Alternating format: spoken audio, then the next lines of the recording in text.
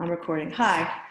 Hi, my name is Renee Rotman. I am simulating a interview with a client today.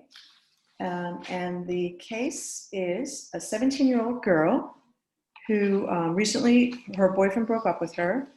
And she is upset and cutting herself and thinking about killing herself by taking too many of her antidepressant medications. And that is what the simulation is today. So we're going to get started in 2 seconds. Okay. Good morning, Diana. Welcome, and thank you for coming. Thank you. It's nice to meet you. My name's Renee Rotman. I'm a nurse practitioner, psychiatric nurse practitioner student, and I want to let you know that as a student, I might talk with my professor about us, about this session, and she might come in at some point to say hello, and I hope that's okay with you. Okay. And I want you to know that my role today is to provide therapy, as well as maybe work with you if you're taking medication or if you need medication or if we want to lower or increase the amount that you're taking. That's what we do as psychiatric nurse practitioners. Therapy means that you come here and hopefully you feel better by talking, by sharing, and you getting empowered and understanding who you are and why you're acting the way you are. And both of us will work through that together. And that's what therapy hopefully does. Have you ever been in therapy before, honey? No, I've never. Okay. First time. Well, welcome. I'm glad you're here. I'm glad you took the step to come. Thank and you. I hope that by as we go along that you will feel better and happier. One thing I want to talk about first that's really important is something under the category of confidentiality or informed consent. That means that because you're under 18, you're 17, right?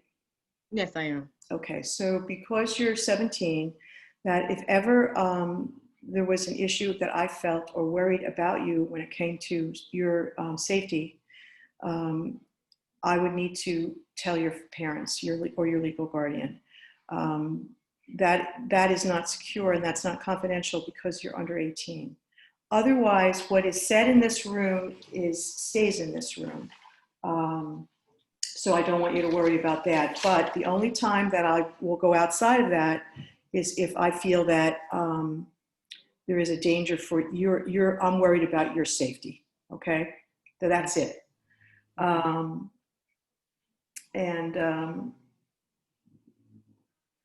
I don't really need to tell your parents anything unless that. So I wanted you to really understand that. Okay, now let's get started, dear. I want you to realize that we're going to have weekly appointments. Sometimes it'll be every 2 weeks. It's according to both of our schedules, and I hope that you make them each time.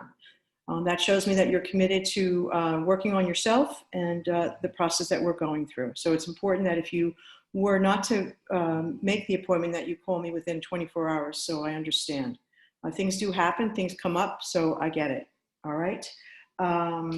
Now, as we start, we're gonna explore your issues that are bothering you and hopefully to make you feel better. And I'll keep saying that so you get that. If you ever need to contact me, you can call the office. I will try to get back to you as soon as I can. Now, do you mind if I ask you some personal questions? No, I'm here for that. Okay. Now, I may ask you a question that you don't feel like answering, and that's completely fine, okay? How many siblings do you have? I have 2 siblings. I have a sister and a brother. And are they older or younger? An older sister and a younger brother. And how do you get along with them?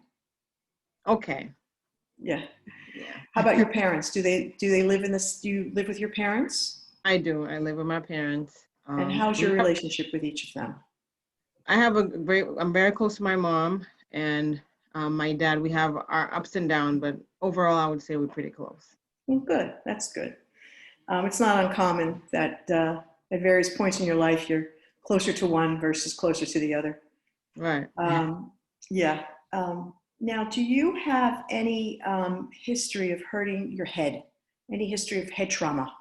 You ever bang your head or in an accident of any kind?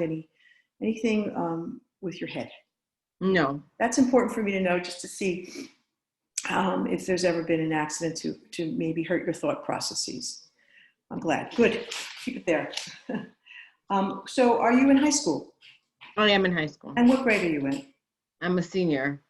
Ah, getting close. So what's your thoughts of next year? Are you considering college? I think so, but I still don't know where I want to go or what I want to do. So Yeah, that's it's up not to me. uncommon at this point in your life Right. not to know. Some people know, some people don't. To be honest, some people know and then they change a few times, so it's all normal. Yeah. What's your favorite subject in school? My favorite subject is literature. Ah, Yeah. nice. Do you have a lot of friends at school?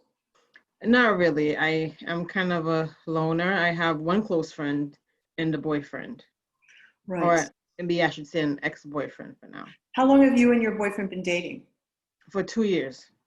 And how long ago did you break up? It happened about 6 weeks ago. Oh, okay. Wow. Yeah. And it's been I, very tough, very hard for me I to accept. bet. Yeah. Did he initiate it or you? He did.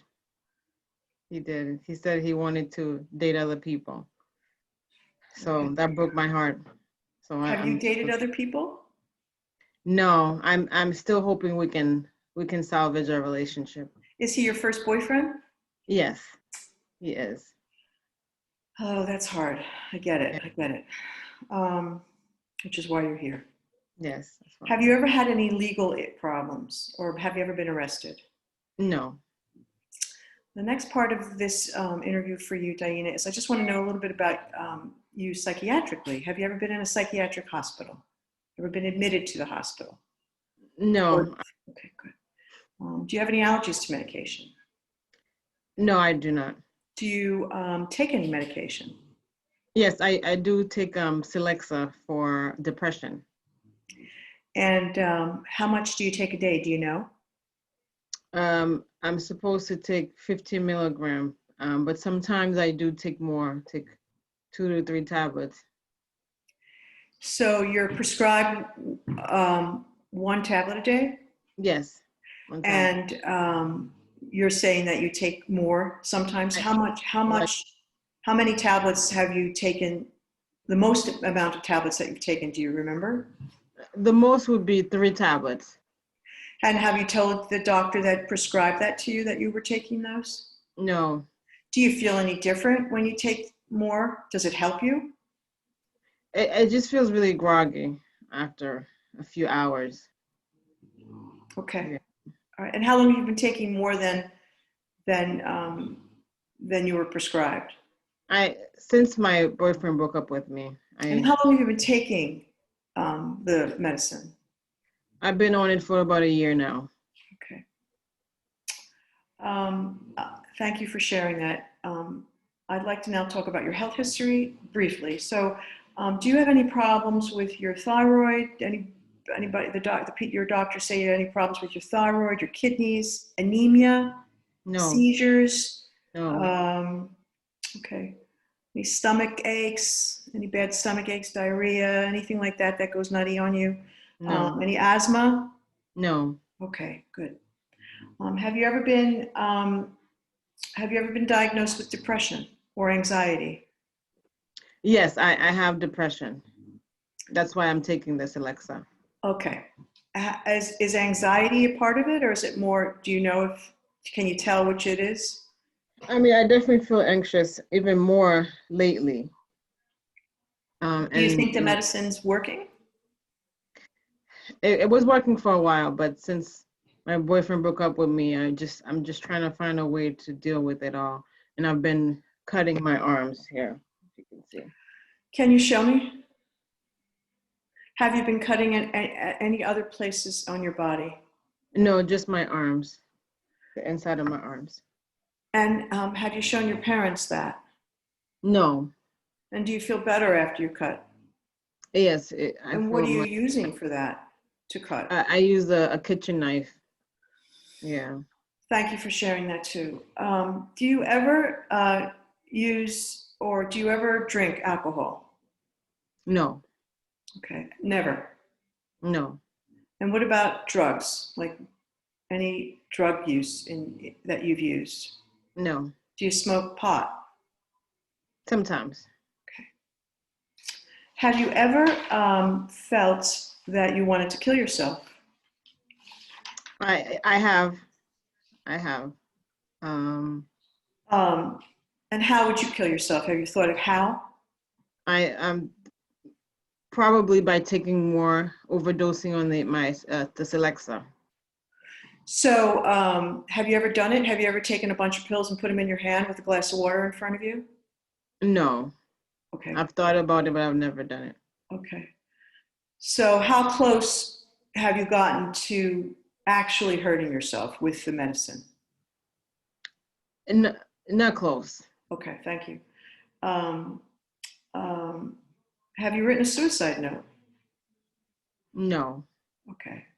Um, are you feeling suicidal right now? no, Okay. Do you know if there's any guns or weapons in the house? no.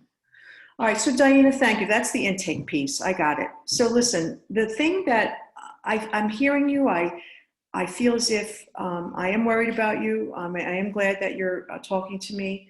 Um, but I think that you might work well with this plan, which is called a safety plan. That means that if you feel suicidal, or if you're really if you're starting to go down that path, that there's this safety plan that we're going to write together. Okay, I'm going to review it with you now, and then we're going to continue to look at this and write it and write on it, and you're going to have that with you, and that's going to help you and protect you in case you start going down a path that's very sad and that you might be suicidal and want to kill yourself. Now, this is important. Okay.